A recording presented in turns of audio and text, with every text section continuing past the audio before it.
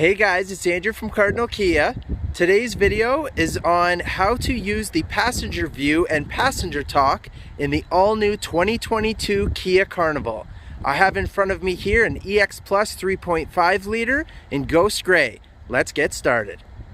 Okay, so to use passenger view, from the main screen here, we have our new 12.3 inch infotainment screen. We'll swipe that to the left and passenger view is here in the corner. And once it's selected, it will then bring up a camera view of your second and third row seats. So you can keep an eye on whatever's going on back there, kids, pets, more other adults, whatever.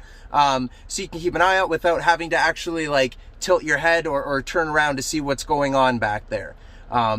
You can use the new mode button on the steering wheel here.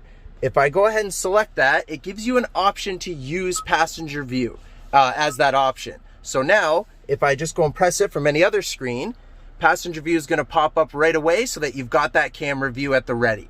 Now, it also brings up passenger talk on the right-hand side. Passenger talk is the intercom system used throughout the cabin. So if you happen to be listening to the radio or anything, you can go ahead and hit talk now, and it's going to cut out all audio you were listening to so that it'll amplify my voice throughout the cabin. So now I can have a conversation with anybody in the second row or the third row without having to be like completely screaming at each other, so you can hear each other nice and clear. And when you're done with it, you can hit end, and then it will go back to the radio or whatever you were listening to before. And that's how you do it. As always, thanks for watching, guys. Please make sure you smash that like button. Make sure that you subscribe and select the notification bell so you stay up to date with all of our videos, especially on the Kia Carnival.